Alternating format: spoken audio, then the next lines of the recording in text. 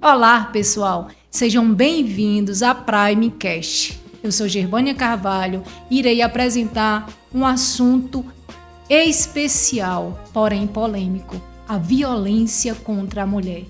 Não irei tratar apenas de pancada, de violência física. Para isso, se inscreva, curta, compartilhe.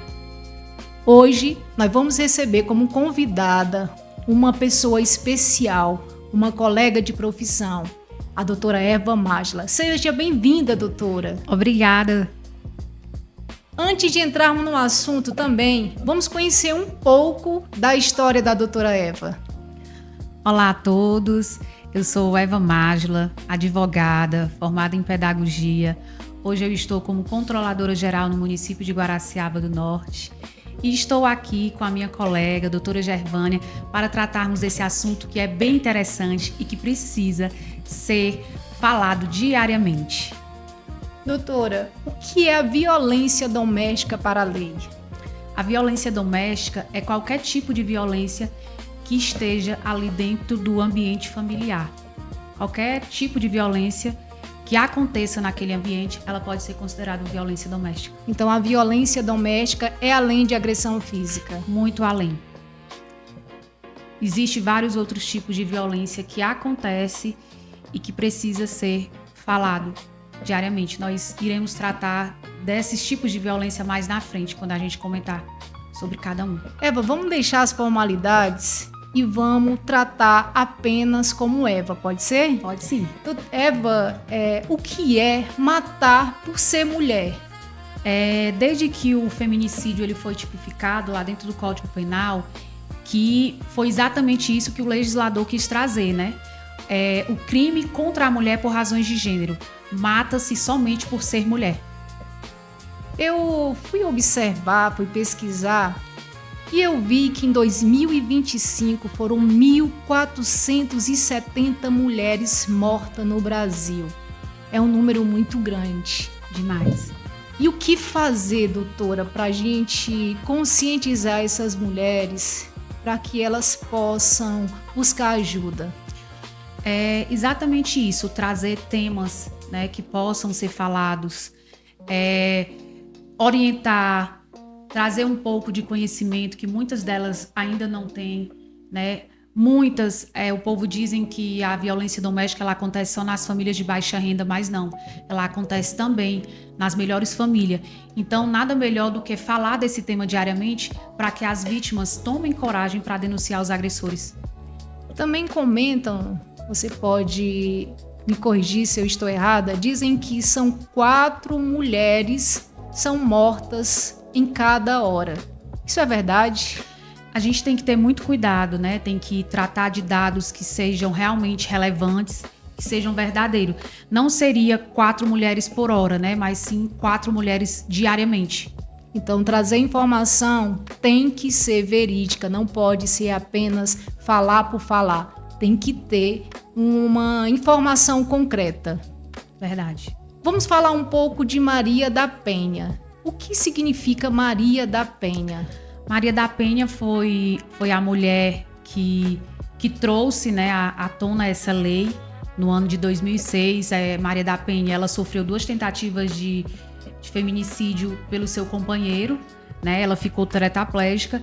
Ela buscou alguns caminhos que ela pudesse ser ouvida, né? Foi denunciada na Corte Interamericana. E foi quando, em 2006, nós tivemos a criação da Lei Maria da Penha, uma lei que ela buscou proteger a mulher de forma integral. Essa proteção, ela se estende apenas para as mulheres casadas ou outras mulheres? Não, ela se estende a outras mulheres, às vezes só dela ter um relacionamento, dela ter um namoro, digamos ali, um ficante. Essa violência, ela também pode se configurar com violência doméstica. Também essa questão dos membros da família que não são ali membros propriamente dito, um enteado, uma sogra, também se estende. Sim, se configura a violência doméstica. Eva, e a questão de como descobrir que você está sofrendo violência doméstica? É a mulher se conscientizar, né, de algumas ações que possam partir do seu companheiro e digamos que frequentemente. Então ali pode começar com um ciúme excessivo, com um controle de gastos e assim sucessivamente. Essa mulher ela já está passando por algum tipo de violência. Mas quais mitos atrapalham a descoberta dessa violência? Por muitas vezes, briga de marido e mulher não se mete a colher, que não adianta denunciar, que ele não vai ser punido. E quando acontece isso, dele não ser punido, é exatamente porque as vítimas, elas não denunciam. Então, a autoridade, ela não vai poder fazer muita coisa por aquela mulher. Como eu disse no início, não iria tratar apenas de pancada, de violência física. Existem outros tipos de violência, Eva? Sim, a violência psicológica, além da física, da moral, sexual e a patrimonial. Você pode explicar um pouco sobre a violência física? A violência física pode ser um empurrão, um tapa, um puxão de cabelo. Os sinais de revitimização, quais são? A vítima ela é revitimizada quando, por exemplo, ela vai procura a autoridade para denunciar aquela agressão sofrida, ou muitas vezes ela não tem uma rede de acolhimento ali. Digamos, ela chega numa delegacia, ela é submetida a ser atendida por um homem, né? Então, isso é revitimizar aquela mulher que já vem sofrendo uma violência doméstica. E a violência psicológica? Como identificar? Humilhações, por muitas vezes o parceiro ficar ali martirizando a mulher. Então, tudo aquilo que ela não se sente bem, né, pode ser considerado uma violência psicológica, quando atinge o psicológico dela. Quando diz que ela é feia, tá maltratada. Exatamente. De que ela não faz mais nada em casa, que ela passa o dia inteiro dormindo, onde a gente sabe que uma dona de casa tem sempre o que fazer. Isso é considerado uma violência psicológica? Sim. E a moral, onde se encaixa? A moral é xingamentos, calúnia, difamação, desmoralizar a mulher perante a sociedade, né, na internet. Então, esses são alguns tipos de que se configura a violência moral. Ficar falando dela para os filhos. Sim. Isso também caracteriza? Sim. Um outro ponto, Eva, é que a violência patrimonial, que é a chave, é a dor maior da mulher na situação quando ela se encontra diante de uma agressão. Como lidar com essa situação? As mulheres hoje em dia, né, muitas mulheres, elas vivem apenas pro lar, para cuidar dos filhos. Então, ela, mesmo que o parceiro diga ali que ele construiu um patrimônio, né, e às vezes ele, por muitas vezes, diz, mas ela não me ajudou. Mas ela ajudou sim, quando ela estava cuidando da casa, quando ela estava ali lavando uma roupa, passando. Ela estava fazendo aquilo para que ele pudesse sair para trabalhar e buscar o sustento da família. E por muitas vezes, quando a mulher ela se separa, ela se depara exatamente com uma situação. Às vezes o companheiro botou todos os bens que ele adquiriu na constância daquela união em nome de terceiros. Ele privou aquela mulher de estudar, de trabalhar. Então tudo isso se configura a violência patrimonial, que é uma das causas em que a mulher ela demora demais a buscar ajuda, porque ela não tem como se sustentar, ela não tem ali uma rede de apoio para que ela consiga sair daquele relacionamento que é tóxico. E acaba, inclusive, ficando aqui naquele lar, sabendo que está sendo agredida verbalmente, que está sendo agredida psicologicamente, mas diante das circunstâncias acaba ficando em casa sem denunciar, sem dizer para um familiar. Isso é recorrente. Demais. Na maioria das vezes, ela precisa exatamente dessa rede de apoio, né? E do apoio maior da família. Porque às vezes, quando a mulher ela não tem ali o apoio da família, é muito difícil. Raramente ela vai conseguir ter coragem de denunciar aquele agressor. E quando ela é acolhida pela família, pelos amigos, ela cria uma energia que ela consegue sair daquele ambiente que ela ficou por muito tempo. Eva, um ponto que muitas mulheres aguentam, fica calada, que é a violência sexual.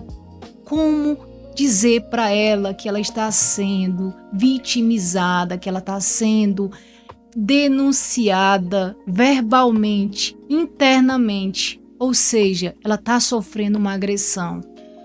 A violência sexual, quando a gente fala da violência sexual, às vezes as mulheres não sabem, mas quando ela não consente a relação com o parceiro, ela já está sendo vítima de violência sexual. Não é porque eu sou casada com ele que eu sou obrigada a ter relação sexual com ele. A partir do momento que ela diz não, que ela está ali forçada, obrigada, ela está sendo vítima de violência sexual. E por muitas vezes elas não conseguem enxergar, elas acham, porque ele é casado, eu sou casada contigo, você vai ter que ter relação sexual comigo. E não é bem assim. Quando eu ela sou não obrigada, consente, né? Quando ela não consente, ela já está sendo violada. Ela diz assim, eu sou obrigada porque eu sou casada. Se eu não fizer isso, ele vai procurar outra. Procurar na rua, né? Então não é isso. A mulher, ela tem que deixar esse pensamento, né, tem de que se lado. valorizar, e né, tem que se Eva? valorizar, né? Saber que ela não é um instrumento sexual, saber Não é um que objeto. ela não é um objeto. Exatamente. Mas para isso é necessário que primeiro se conscientize, que entenda de que não é necessário passar por toda essa circunstância, essa situação, para ela saber que ela tem que se valorizar. Muito interessante. Mas diante de uma situação que ela quer sair e não consegue, qual o primeiro passo? Como identificar realmente ali que ela está sofrendo para que ela se conscientize? Eu estou sofrendo uma violência dentro de casa, dentro do meu lar. Ela precisa primeiramente se conscientizar, procurar os órgãos de proteção. Aqui na nossa cidade a gente tem a Procuradoria da Mulher, que funciona na Câmara Municipal. É um órgão muito importante, que lá a mulher ela conta com apoio de psicólogo, de assistente social, de advogado, né? Então, assim, ela precisa primeiramente se conscientizar e buscar uma rede de apoio e de acolhimento para que ela possa sair daquele ambiente. Assédio. Há uma diferença entre assédio sexual e importunação sexual? Sim. O assédio sexual, por exemplo, ele pode ocorrer no âmbito do trabalho, né? Quando, por exemplo, a mulher ela tá ali naquele emprego e ela sofre algum assédio de um superior hierárquico. Ele tem um cargo maior que o dela, ele acha que pode cantá-la, que pode ficar com brincadeirinhas, né? E ali ela já está sofrendo um assédio sexual. E a importunação sexual é quando a mulher ela é desrespeitada como um todo. Como, por exemplo, ela passou na rua, o homem chamou ela de gostosa, pegou em alguma das partes íntimas dela. Isso é a importunação sexual. Mas para isso ela tem que se conscientizar primeiramente, porque muitas das vezes é necessário que a mulher entenda de que ser chamada de gostosa não é um elogio. Verdade. Ela tem que entender também que ser chamada de gostosa é algo muito além dela ser realmente gostosa. E o que fazer para que ela possa entender de que esse adjetivo gostoso não está dentro dos padrões que ela realmente merece receber? É exatamente isso, se conscientizar, né? Usar, por muitas vezes, a internet como ferramenta de conhecimento, né? E ter essa consciência de que ela está sendo violada, ela não está sendo elogiada, ela está sendo violada. Procurar medidas protetivas, procurar medidas de proteção. E o que fazer nessa situação para que ela busque as medidas de proteção? Procure uma delegacia mais próxima. Se aqui na cidade a gente não tem uma delegacia especializada na mulher, ela pode procurar os caminhos, né, que possam dar todo o apoio para que ela chegue a denunciar qualquer tipo de violação que ela venha a sofrer. Mas para isso é necessário provas? No primeiro momento, não.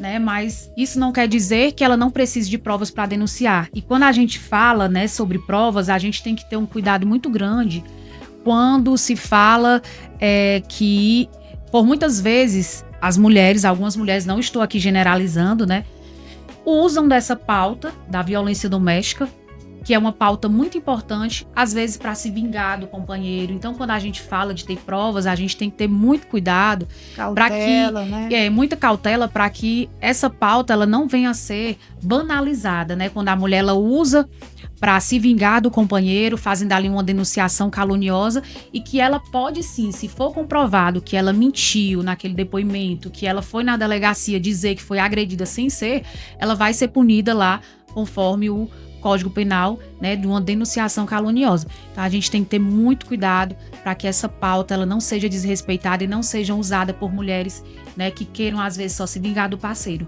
Você pode, inclusive, dar um exemplo do que seria uma prova, o que seria um documento, algo que ela possa utilizar para poder reforçar essa denúncia dela? Áudios, prints, né? Às vezes o companheiro ameaça pelo WhatsApp, ela pode ali printar e fazer ali juntar, né? Fazer um acervo e levar para a autoridade. Ela pode fazer um boletim de ocorrência e lá naquele boletim de ocorrência ela anexar todas aquelas provas que ela tem. No caso de uma lesão física que ela procura, a rede de saúde, os prontuários, o receituário, os atendimentos médicos, eles também podem servir como provas? Podem sim. Inclusive, quando a mulher é vítima de violência, ela busca a rede de atendimento do SUS, né? Os profissionais também devem ficar muito atentos, porque se ele identificar que aquela mulher ela foi vítima de violência, ela pode acionar ali a polícia naquele momento para que aquilo seja esclarecido, porque às vezes a mulher ela sofre algum tipo de violência, né? Às vezes o companheiro leva ela, às vezes ele bate ali, leva ela no hospital e diz que caiu no banheiro. E diz que caiu no banheiro, né? E às vezes a mulher fica com receio, mas se ela conseguir ficar só ali com o profissional de saúde ou o profissional vê que realmente não se trata, ele pode chamar a autoridade para que aquilo se esclareça, se realmente foi como ela está contando. E em situações que ela tem testemunhas que não viram, que ouviu falar, ela serve também? Serve sim, tanto a testemunha ocular, quanto se você passou por algum tipo de violência, você compartilhou ali com aquela pessoa, então ela pode sim servir como sua testemunha. No caso, se ela pegar a linha do tempo e levar para a autoridade, é considerado também como uma prova? Sim, mas nessa linha do tempo, né, ela tem que ter todas as provas, né, Que muitas das vezes não tem, né? Que muitas das vezes não tem. Um fato aqui, outro fato acolá, não lembra de data, às muito mais complicado. E às vezes ela nem chega a ter essa linha do tempo, né? Às vezes ela se torna uma estatística antes dela passar por todos os tipos de violência. Ela é vítima mesmo somente do feminicídio. Não deu nem tempo a ela passar por outros tipos de violência. Mas assim, diante de ser concedida as medidas, ela tá tranquila, ela tá em casa e do nada o agressor chega. Nessa situação, o que fazer? Ela deve imediatamente procurar ligar, né, para as autoridades policiais, porque ali ele tem um determinado distanciamento dela, né? Ele não pode manter contato por mensagem, não pode chegar perto dela. Então, se por algum momento aquela medida ela foi descumprida, ela precisa imediatamente comunicar às autoridades policiais. Se ela estiver ali no risco iminente, naquele momento, ele está perseguindo ela ligar diretamente para a polícia. Se houve apenas o descumprimento da medida, ela pode estar ali filmando, gravando, e no dia seguinte ela pode ir na delegacia e levar aquela prova, né, que ela teve e dizer que ele acabou descumprindo a medida protetiva. Então, mulher, se você está sofrendo uma violência, imediatamente ligue para o 190. E caso queira orientação, caso queira conhecimento, ligue para o 180. Lá você será bem atendida. Doutora, vamos passar agora para a questão do botão do pânico. O botão do pânico ele pode ser acionado quando a mulher ela tá ali no risco iminente e ela aciona imediatamente. E nessa situação é mais uma garantia ou é apenas ali um instrumento que ela possa guardar? Ela tem ali a urgência, a necessidade de usar no caso dele procurar, enfim. Ela pode usar na urgência mesmo, né? Se ela estiver passando, ela pode usar ali de imediato. Eu acredito que é bem válido, é um instrumento mesmo que ela use de imediato quando ela está passando por algum perigo. E se ela não tem coragem de denunciar, como é que fica isso? Infelizmente, se a mulher ela não tomar consciência que ela deve denunciar o agressor, infelizmente, futuramente ela pode se tornar apenas uma estatística, né? E não chegar nem que as autoridades façam alguma coisa por ela. Doutora, é muito peculiar quando uma mulher, além de estar sofrendo, vê ainda a situação de ter filhos pequenos, que ela não sabe como manter os alimentos, o sustento dessas crianças. Como é que fica, doutora? Às vezes, a mulher, ela sustenta muito o casamento exatamente por conta dos filhos, né?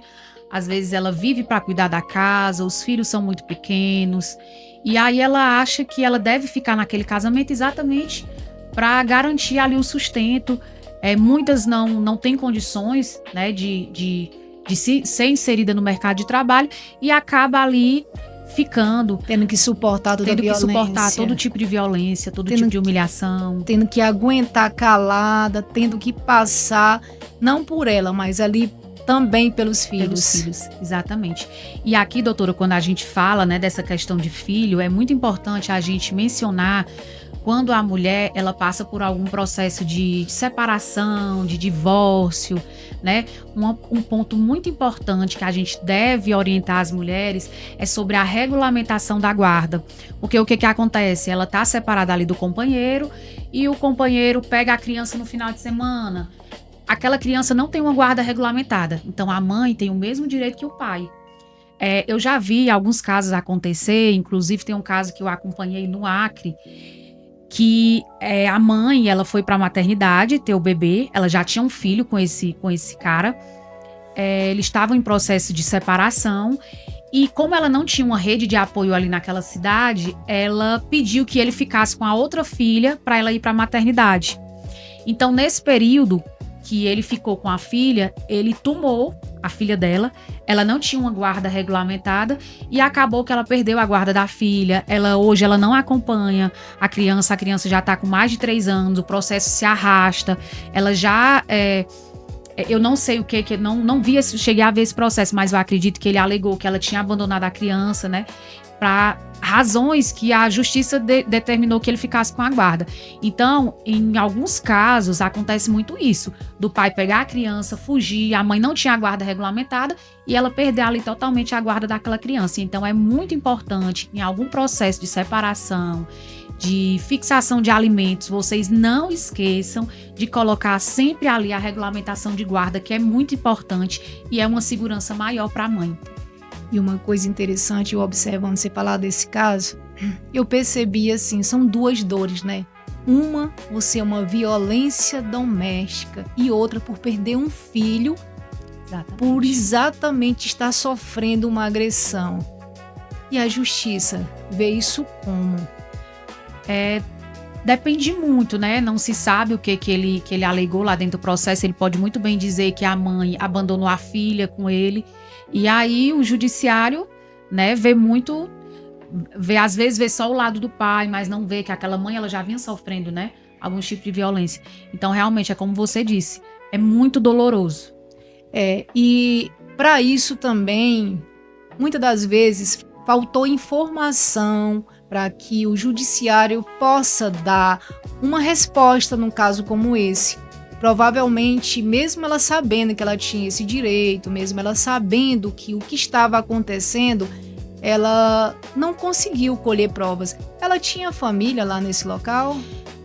Não, ela não tinha exatamente, porque a mãe dela morava no interior, ela morava na capital e ela não tinha ali uma rede de apoio. Então ela vivia com ele, já estava em processo de separação e foi exatamente por isso, por ela não ter com quem deixar a filha, né? Ela confiou nele. E aí é como se ele tivesse feito uma armadilha e tivesse tomado a criança dela. Então é muito importante, naquele momento ela não tinha, né, aquela informação de que, como ela estava separada, ela precisava de uma regulamentação de guarda. Talvez se ela tivesse essa informação, ela tinha conseguido outra pessoa para ficar com aquela criança no período que ela precisava e não teria deixado com o pai. Ou ter procurado apoio, né? Porque hoje, raros são os municípios, os estados que não tenham uma casa de apoio para a mulher, devido à quantidade de agressões, de feminicídios, enfim. Hoje, graças a Deus, a gente pode dizer que conta com um apoio maior do que antigamente. Eu acredito que hoje a gente sabe esse número de feminicídio devido às redes sociais, devido às informações. Mas é necessário, mesmo que tenha tudo isso, que busque. Porque a justiça, se ela não toma conhecimento, como é que ela vai resolver alguma coisa? É necessário que a mulher tenha coragem. Nós, mulheres, hoje, somos a maioria. Então, por que não usar esse número a nosso favor? Por que não usar, conscientizar de que a mulher realmente precisa não somente dizer que é a maioria, mas fazer de si a maioria. Fazer valer o nome, fazer dizer, eu sou mulher. Eu estou aqui não mais para aguentar isso, eu estou aqui para dizer, eu hoje não vou mais tolerar que ninguém faça nada contra mim negativamente. É necessário ter coragem, doutora, é necessário. Eu falo que não ia chamar a doutora, mas é o costume. Eva, eu preciso que você reforce. Diga, mulheres, crie coragem. Mulheres, você que está passando qualquer tipo de violência, tome coragem, tome consciência, você precisa denunciar para que as autoridades façam alguma coisa por você. Não fique, estude. Eu acredito que o conhecimento, né, ele vai além, ele te leva a patamares que você não chegaria se você não tivesse tentado muito. Então estudem, procure as redes de apoio. Se na sua cidade, se você está passando por algum tipo de violência, na sua cidade não tem uma casa de apoio, mas veja qual é a rede de apoio que você pode buscar, né? Qual é o equipamento que você pode usar naquele momento a seu favor e denuncie, não se cale. Eu acho que nós mulheres temos que se unir para que a violência doméstica ela venha a ser extinta, né, futuramente. Quando você falou de estudar, uma vez eu ouvi uma frase muito interessante e me marcou muito. A frase dizia que o conhecimento, o saber, é algo que nenhum ladrão rouba e nem o ferrugem corrói. É por isso que é necessário, por mais que a gente diga, eu hoje aprendi isso, hoje eu estou aprendendo muito mais coisas com você do que eu sabia ontem. É como diz Sócrates, só sei que nada sei. E que as mulheres procurem realmente buscar informação, ler, ter conhecimento. E existem ferramentas hoje muito mais fácil. Exatamente, doutora. E eu também, quando você estava aí falando, né, eu pensei em uma frase que eu vi na internet essa semana, que falava que a reputação dos homens, a reputação de muitos homens, né, permanece intactas pelo silêncio de uma mulher. Então essa frase, ela é muito impactante porque às vezes a mulher não denuncia aquela agressão e aí a reputação do homem ela fica intacta, né? Então é muito importante que vocês denunciem, que vocês criem coragem. A gente precisa criar uma rede, né, de força, de união, para que todas as mulheres de apoio, para que elas sintam-se abraçadas e consigam denunciar qualquer tipo de violência que venha a violar seus direitos. E o homem, quando percebe, vai vir uma separação, um divórcio, aí ele usa os filhos como uma ferramenta para segurar aquele relacionamento. Como agir? É exatamente isso, né? Ter cuidado ali para não haver uma alienação parental, né? E buscar mesmo as ferramentas e as redes de apoio em si, né? Porque acontece muito isso. Às vezes ele fica ali fazendo a cabeça das crianças contra a mãe. Às vezes quando a mãe deixa no final de semana, a criança volta totalmente diferente, então ela deve estar atenta diretamente a esses sinais, fazer um acompanhamento psicológico para que aquela criança ela tenha uma estrutura, né, de suportar aquele momento, porque em algum momento ela não vai entender, mas em outro momento sim. Então a alienação parental ela vira argumento para a vítima. Sim, de tomar aquele argumento para si, né, e buscar uma eficácia ali, alguma coisa que ela possa agir de imediato, ou proibir as visitas, mas alguma coisa que aquele pai, né, que esteja praticando a alienação parental, ele seja punido ao rigor da lei. O que significa, nós estamos falando de alienação parental, para que possa entender o que significa alienação parental. Alienação parental é quando eu passo a alienar, né, aquela criança, os filhos, né? Colocar os filhos contra a mãe, ou a mãe falar mal um do outro, né? E não somente o pai pode cometer, mas a mãe também pode cometer. Então, a alienação parental ela pode ocorrer de ambas as partes, né? Então, a mãe tem muito cuidado, porque quando ela está separando do companheiro, o problema é diretamente com ele e não com os filhos, né? Então, os filhos devem ficar fora daquilo ali. Então, ela ficar sempre atenta aos sinais, né? Procurar um apoio psicológico para aquela criança. Se por acaso ela identificar que está acontecendo a alienação parental, ela elencar ali dentro de um processo, se ela está ali passando por algum processo de divórcio, que já está ali correndo na justiça, ela elencar lá dentro, né, que tá, o filho E está falar para a sofrendo família, né, ela já tá tão sofrida, já tá tão ali dependendo de um apoio e ainda se depara com um filho que escuta o pai falar mal dela. É uma dor muito grande. Muito grande. É uma situação muito complicada. É engraçado que muitas das vezes acontece a violência doméstica dentro de casa e tem famílias que fingem que não vê, tapa os olhos. Não, isso aí é só briga de casal, daqui a pouco passa, vamos se meter nisso. Isso é corriqueiro. Demais. E antigamente, a violência doméstica ela era uma ação privada condicionada à representação. Hoje não, se uma mulher está aqui sofrendo algum tipo de violência, o vizinho chamar a polícia, ela vai ter a polícia vai ter que chegar, vai ter que conduzir aquele agressor, né? Então, assim, com o passar do tempo, a gente pode dizer que as leis de proteção à mulher, elas foram andando junto com a sociedade, junto com a modernidade. Deu mais credibilidade à mulher. Mais segurança jurídica. Mais proteção. Exatamente. Hoje, temos ferramenta suficiente para que a mulher não aguente. Temos ferramenta para que ela possa denunciar e temos resposta.